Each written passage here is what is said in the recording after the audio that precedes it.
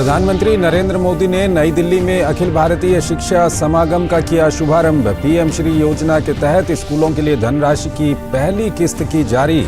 कहा, एनईपी में पारंपरिक ज्ञान और तकनीक को दिया गया है समान महत्व।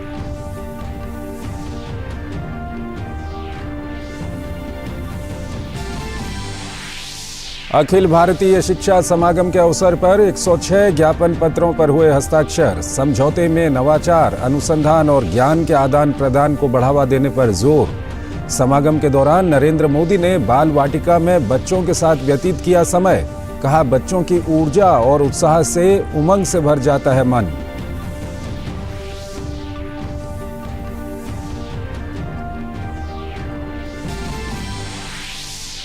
राष्ट्रीय शिक्षा नीति 2020 के कार्यान्वयन के 3 वर्ष हुए पूरे। नीति के विभिन्न प्रावधानों के धरातल पर दिखने लगे हैं प्रभाव। केंद्रीय शिक्षा मंत्री धर्मेंद्र प्रधान ने कहा, एनईपी भारत को बना रहा है ज्ञान आधारित अर्थव्यवस्था।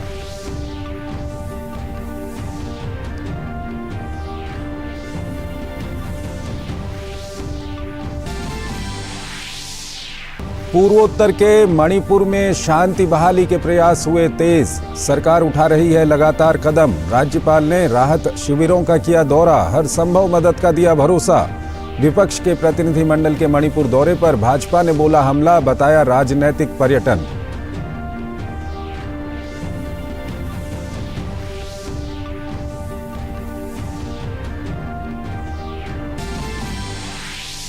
केंद्रीय गृह मंत्री अमित शाह ने पूर्व राष्ट्रपति एपीजे अब्दुल कलाम के जीवन पर आधारित मेमोरीज नेवर डाई पुस्तक का किया विमोचन। कहा, एपीजे अब्दुल कलाम के अंतरिक्ष विज्ञान का सपना पीएम के नवाचार विजन से होगा पूरा। रामेश्वरम में doctor APJ Abdul Kalam house का किया दौरा।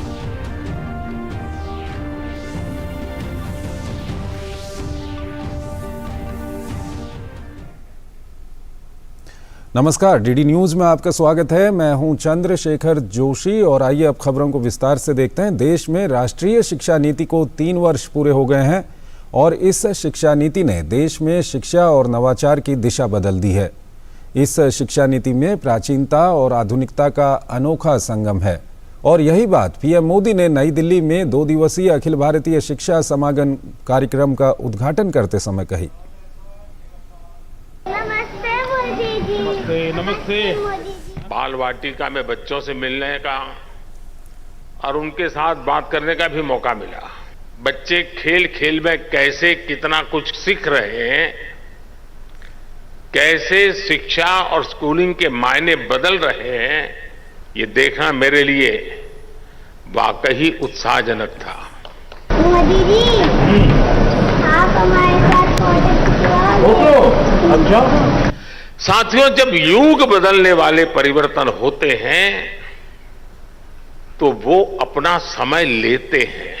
राष्ट्रीय शिक्षा नीति में ट्रेडिशनल नॉलेज सिस्टम से लेकर फ्यूचरिस्टिक टेक्नोलॉजी तक उसको बराबर एक बैलेंस वे में उसको अहमियत दी गई है। राष्ट्रीय शिक्षा नीति यानी एनईपी ने देश में शिक्षा और नवाचार की दिशा बदल दी है। बच्चे पहले से कहीं ज्यादा नवोन्मेष पर जोर दे रहे हैं। प्रधानमंत्री ने भारत मंडपम प्रगति मैदान में देश के छात्रों के नवाचार और नई शिक्षा नीति के प्रभाव को एक विस्तृत प्रदर्शनी के जरिए देखा। उन्होंने कहा कि शिक्षा क्षेत्र में भारत का बदलता इकोसिस्टम दुनिया के बीच विश्वसनीयता और दबदबा दोनों को बढ़ा रहा है। किसी भी सुधार के लिए साहस की जरूरत होती है और जहां साहस होता है वहीं नई संभावनाएं जन्म लेती है। यही वजह है कि विश्व आज भारत को नई संभावनाओं की नर्सरी के रूप में देख रहा है। 2 दिवसीय अखिल भारतीय शिक्षा समागम कार्यक्रम के उद्घाटन सहित प्रधानमंत्री ने पीएम श्री योजना की पहली किस्त भी जारी की। श्री योजना के तहत देश के चयनित 6,207 विद्यालयों के लिए पहले चरण में 630 करोड़ रुपए हस्तांतरित किए गए। योजना स्कूली छात्रों को भविष्य की चुनौतियों और जरूरतों को ध्यान में रखकर शिक्षा प्रदान करने में मददगार होगी। क्वालिटी एजुकेशन की दुनिया में कई पैरामीटर्स हैं, लेकिन जब हम भारत की बात करते हैं तो हमारा एक बड़ा प्रयास है समानता। राष्ट्रीय शिक्षा नीति की प्राथमिकता है भारत के हर युवा को समान शिक्षा मिले, शिक्षा के समान अवसर मिले। जब हम समान शिक्षा और समान अवसरों की बात करते हैं तो ये जिम्मेदारी केवल स्कूल खोल देने मात्र से पूरी नहीं हो जाती। समान शिक्षा का मतलब है शिक्षा के साथ साथ संसाधनों तक समानता पहुंचनी चाहिए। आज देश भर में हजारों स्कूलों को पीएम श्री स्कूल के तौर पर अपग्रेड किया जा रहा है। मातृभाषा को बढ़ावा देने के लिए विभिन्न पाठ्यक्रमों को क्षेत्रीय भाषाओं में तेजी के साथ उपलब्ध भी करवाया जा रहा है। इसी कड़ी में शिक्षा और कौशल पाठ्यक्रम की 12 भारतीय भाषाओं में अनुदित पुस्तकों का विमोचन किया गया। प्रधानमंत्री ने कहा कि प्रतिभावान बच्चों के सामने अब भाषा की बाध्यता नहीं होगी। युवाओं को उनकी प्रतिभा की जगह उनकी भाषा के आधार पर जज किया जाना उनके साथ सबसे बड़ा अन्याय है। आज आजादी के अमृत काल में नेशनल एजुकेशन पॉलिसी के जरिए देश ने इस हीन भावना को भी पीछे छोड़ने की शुरुआत की है। भाषा का आत्मविश्वास होगा तो उनका हुनर, उनकी प्रतिभा भी खुलकर के सामने आएगी। और इसका एक और लाभ देश को होगा। भाषा की राजनीति करके अपनी नफरत की दुकान चलाने वालों का भी शटर डाउन हो जाएगा। अमृतकाल में देश को कुशल नेतृत्व प्रदान करने में सक्षम बनाना, युवाओं का सामर्थ्य बढ़ाना और सशक्त राष्ट्र के निर्माण में राष्ट्रीय शिक्षा नीति की बड़ी भूमिका का प्रधानमंत्री ने उल्लेख किया। उन्होंने साल 2047 में नए भारत के निर्माण में सभी से सकारात्मक प्रयास करने का आह्वान किया और कहा कि यही प्रयास नए भारत की नींव होंगे।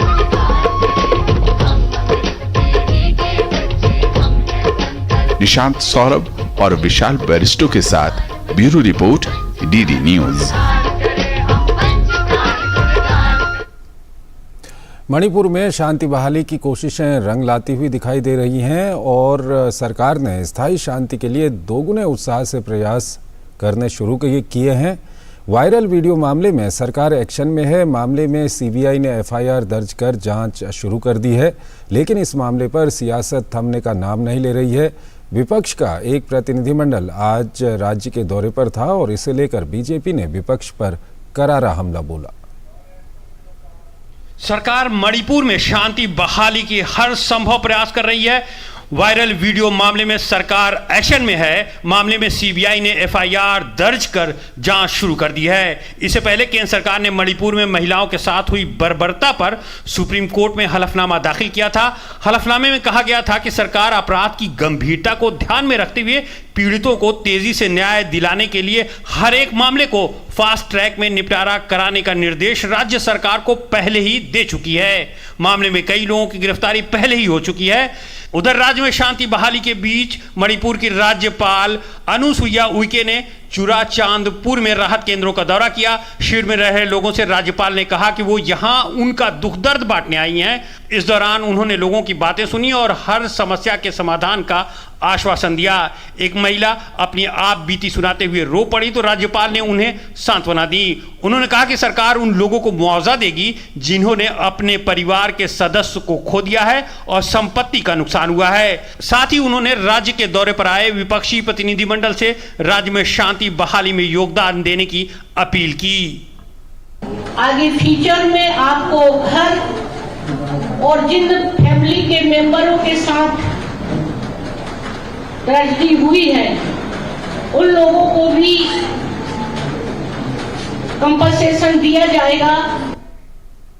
इस बीच विपक्षी दलों के गठबंधन इंडिया के 21 सांसदों का एक प्रतिनिधिमंडल मणिपुर के दौरे पर पहुंचा और चुराचांदपुर जिले में राहत शिविरों का दौरा किया।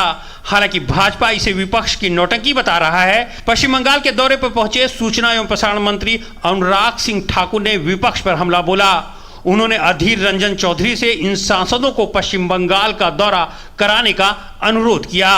बंगाल की धरती में जहां ऐसे महान संतों ने और स्वतंत्रता सेनानियों ने, बहुत बड़े नेताओं ने, विचारकों ने जन्म लिया, आज उसी धरती पर मानवता का कत्ल भी हो रहा है। बहन बेटियों की इज्जत लूटने का काम भी हो रहा है।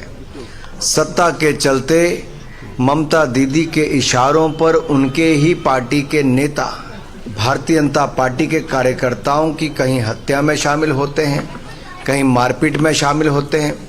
वहीं भाजपा नेता मनोज तिवारी ने विपक्षी प्रतिनिधिमंडल के दौरे पर तंज कसते हुए इसे राजनीतिक पर्यटन करार दिया, जबकि केंद्रीय मंत्री अर्जुन राम मेघवाल ने कहा कि सरकार संसद में चर्चा के लिए तैयार है, लेकिन विपक्ष सिर्फ राजनीति कर रहा है। आज जब वहाँ सुख शांति बहाल हो रही है, जब जिनके बीच संघर्ष हुआ था वो लोग भी बातचीत के द्वारा और सब कुछ वहाँ पे शांति की तरफ अग्रसर है, तब जाना और जाने से वहाँ की बातें जानने से ज़्यादा फ़ोटो चमकाना। आपने देखा होगा एयरपोर्ट पे जाके फ़ोटो डाल रहे हैं, एयरपोर्ट जाते हुए फ़ोटो डाल रहे हैं, तो क्या आप सियासी पर्यटन पे हैं? राजनीति नहीं करनी चाहिए। हम चर्चा के लिए तैयार हैं। ऑल पार्टी मीटिंग में यही तय हुआ था कि आप चर्चा कराइए। हमने चर्चा के लिए तैयारी के हिसाब से राजनाथ सिंह जी ने बता दिया, गृह मंत्री जी ने बता दिया, फिर भी वो राजनीति कर रहे हैं। चर्चा इसलिए नहीं करना चाहता कि यदि चर्चा होगी तो चर्चा राजस्थान की भी होगी, चर्चा छत्तीसगढ़ की भी होगी, चर्चा पश्चिमी बंगाल की भी होगी और चर्चा उन सब राज्यों की होगी जहां इस तरह की परिस्थितियां हैं। इसलिए विपक्ष चर्चा से खुद भाग रहा है। भाजपा महिलाओं के खिलाफ अपराधों पर दोहरा रवैया अपनाने को लेकर विपक्ष को लगातार घेर रही है। भाजपा का आरोप है कि विपक्षी दलों का महिलाओं के खिलाफ अपराध को मापने का अलग अलग पैमाना है। पश्चिम बंगाल और राजस्थान में हो रहे अपराध पर विपक्षी दल चुप्पी साधे हुए हैं। वहीं मणिपुर के मामले पर सिर्फ शोर शराबा किया जा रहा है, जबकि सरकार संसद में चर्चा कराने के लिए तैयार है, लेकिन विपक्ष इससे भाग रहा है। केंद्रीय वित्त मंत्री निर्मला सीतारमण ने नई दिल्ली में आयोजित भारत जापान फोरम को संबोधित करते हुए प्रधानमंत्री नरेंद्र मोदी के नेतृत्व में 9 सालों में हुए बदलावों ने विदेशी निवेशकों को आकर्षित किया है, ये कहा, जिसमें 2047 में भारत को विकसित राष्ट्र बनाने का लक्ष्य है। भारत लगातार जरूरी ढांचागत विकास के साथ ही मजबूत डिजिटल इंफ्रास्ट्रक्चर बनाने की दिशा में काम कर रहा है। अपने तमिलनाडु दौरे के दूसरे दिन केंद्रीय गृह मंत्री अमित शाह ने रामेश्वरम में पूर्व राष्ट्रपति डॉक्टर एपीजे अब्दुल कलाम के सम्मान में आयोजित कार्यक्रम में शिरकत की। उन्होंने एपीजे अब्दुल कलाम को श्रद्धांजलि अर्पित की। इस अवसर पर अमित शाह ने doctor APJ Abdul Kalam memories never die पुस्तक का भी विमोचन किया। इस अवसर पर अमित शाह ने कहा कि पीएम मोदी के नेतृत्व में छात्रों और उनके स्टार्टअप के लिए अंतरिक्ष विज्ञान में अवसर खुले हैं। उन्होंने विश्वास जताया कि एपीजे अब्दुल कलाम का अंतरिक्ष विज्ञान का सपना पीएम मोदी के नए नवाचारों के कारण पूरा होगा और भारत अंतरिक्ष विज्ञान के क्षेत्र में पूरे विश्व का नेतृत्व करेगा।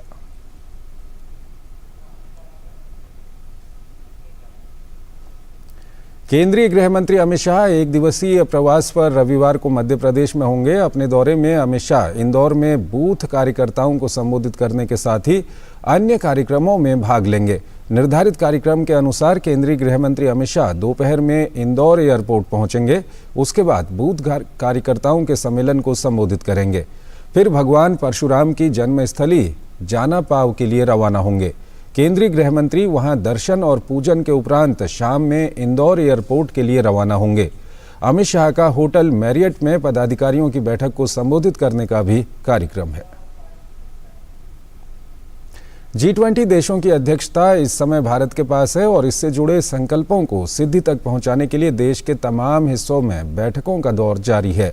नई दिल्ली में वैश्विक अर्थव्यवस्था के लिए हरित और सतत विकास एजेंडे पर G20 के 2 दिवसीय सम्मेलन का आयोजन किया गया, तो उधर G20 के सहभागी समूह सिविल 20 का 3 दिवसीय बैठक जयपुर में शुरू हुई।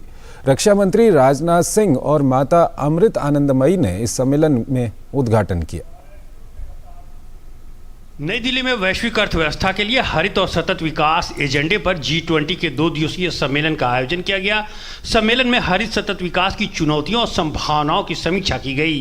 कार्यशाला के पहले दिन ऊर्जा, जलवायु प्रौद्योगिकी नीति और सतत विकास के लिए वैश्विक वित्त पोषण निर्धारण पर मुख्य रूप से चर्चा हुई। दूसरे दिन बहुपक्षवाद और समायोजन और समावेशन से संबंधित मुद्दों पर विचार विमर्श हुआ। G20 के शेरपा अमिताभ कांत ने कहा कि पिछले 8 सालों में देश में निवेश बढ़ा है और उन्होंने विश्वास जताया कि आने वाले सालों में भारत की अर्थव्यवस्था और मजबूत होगी। It's important to understand that if you are transiting to a clean economy, that is providing you a business opportunity of almost 90 trillion. That's the estimate. 90 trillion is your opportunity. Secondly, the world is not short of resources. Almost $350 trillion are available in the world today for investments. And 150 trillion is available from pension funds and institutional investors. The challenge is that there is asymmetry of risks and there is a lack of adequate data. वहीं नीति आयोग के सदस्य रमेश चंद्र ने कृषि क्षेत्र में भारत में हुई प्रगति का जिक्र करते हुए कहा कि भारत चाहता है कि हर मंच पर उसके कृषि क्षेत्र को उचित स्थान मिले। इंडिया चाहता है कि G20 के प्लेटफार्म को इस्तेमाल करके जो मल्टीलेटरल या ग्लोबल लेवल पे डिसीजन होने चाहिए उनके लिए अपना इनपुट दे। उसके साथ साथ क्लाइमेट चेंज का इश्यूज है वो भी आ गया है, सस्टेनेबिलिटी के इश्यूज हैं वो आगे हैं, बायोडाइवर्सिटी का इशू है वो इशू जो है वो भी आगे हैं। और साथ में इंडिया जिस चीज़ को उठाना चाहिए वो ये है कि एग्रीकल्चर को सभी मल्टीलेटरल फोरम में एक ड्यू इम्पोर्टेंस मिलनी चाहिए। उधर G20 के सहभागी समूह सिविल 20 की 3 दिवसीय बैठक जयपुर में शुरू हुई। रक्षा मंत्री राजनाथ सिंह ने सम्मेलन का उद्घाटन किया। रक्षा मंत्री राजनाथ सिंह ने कहा कि देश का चौमुखी विकास सरकार का लक्ष्य है और सरकार इस दिशा में लगातार एक के बाद एक कई बड़े कदम उठा रही है। It shows that our ancient tradition doesn't conceptualize the process of othering, about which Toni Morrison, the Nobel laureate, has written so extensively. In India, there is no othering on the basis of race, religion, etc. We have never seen the other as different from ourselves, and we have endeavored to embrace the whole world as our own family. C20 कार्यक्रम में 700 से अधिक प्रतिनिधि भाग ले रहे हैं। इस C20 बैठक के समापन समारोह में राजस्थान के राज्यपाल कलराज मिश्र, पूर्व मुख्यमंत्री वसुंधरा राजे, G20 इंडिया के शेरपा अमिताभ कांत शामिल होंगे। कुमार आलोक के साथ bureau report, DD news. Bhajpa के राष्ट्रीय अध्यक्ष जेपी नड्डा ने राजस्थान की अशोक गहलोत सरकार को जनता को लूटने वाली सरकार कहा। जयपुर में राजस्थान के वरिष्ठ पार्टी नेताओं के साथ चुनावी प्रक्रिया और नहीं सहेगा राजस्थान अभियान की तैयारी को लेकर हुई बैठक के बाद कहा कि 1 अगस्त को राजस्थान में घेराव कार्यक्रम को लेकर रणनीति तय की गई है। भाजपा के राष्ट्रीय अध्यक्ष जेपी नड्डा ने कहा कि अशोक गहलोत सभी स्तरों पर भ्रष्टाचार कर दिल्ली के आकाओं को खुश करने में लगे हुए हैं। प्रधानमंत्री नरेंद्र मोदी ने बीजेपी के वरिष्ठ नेता मुरली मनोहर जोशी से मुलाकात की। पीएम मोदी ने ट्वीट कर इसकी जानकारी दी। प्रधानमंत्री ने ट्वीट कर बताया कि मुरली मनोहर जोशी का मार्गदर्शन और आशीर्वाद मिला। मेरे जैसे हर कार्यकर्ता को उनसे मिलने के बाद हमेशा एक नई ऊर्जा मिलती है।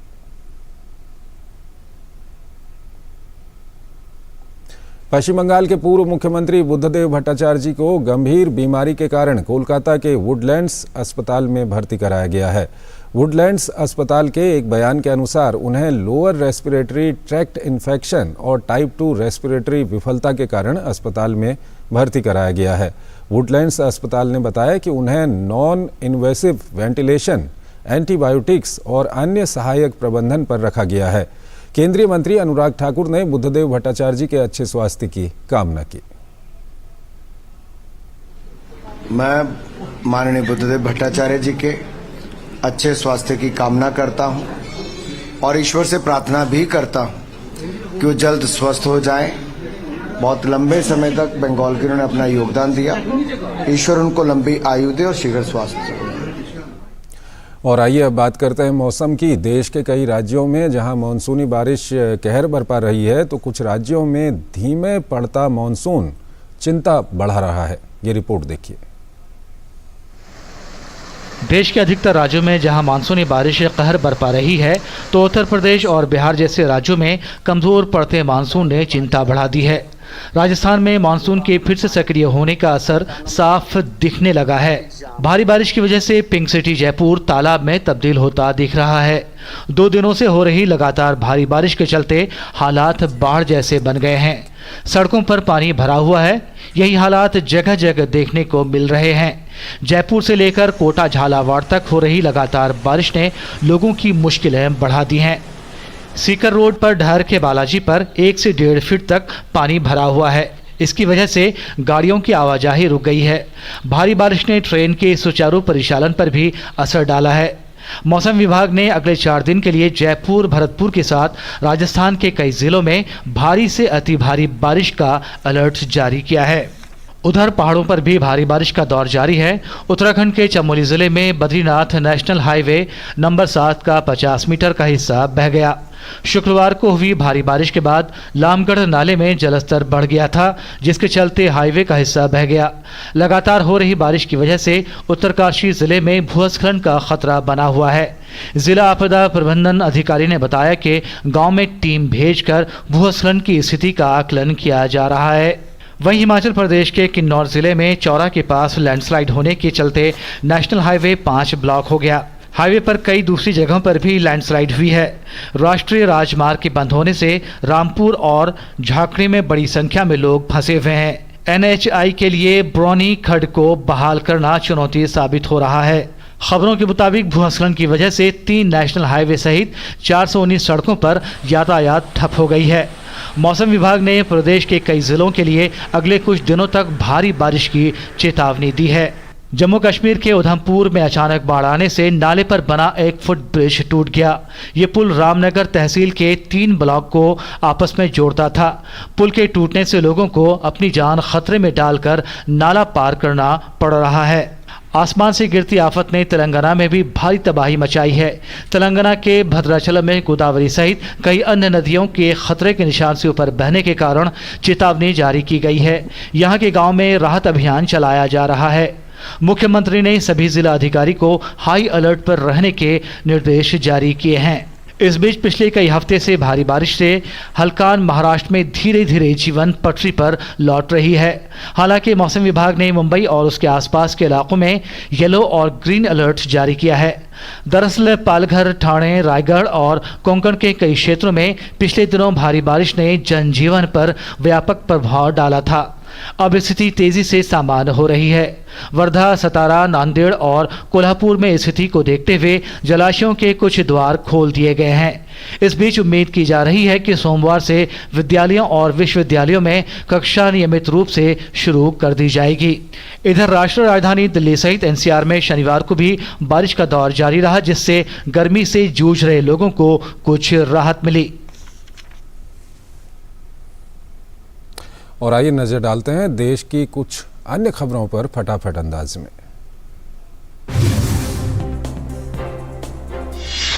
लोकसभा अध्यक्ष ओम बिरला ने आज मेघालय के शिलांग में राष्ट्रमंडल संसदीय संघ के 20वें वार्षिक सम्मेलन का उद्घाटन किया।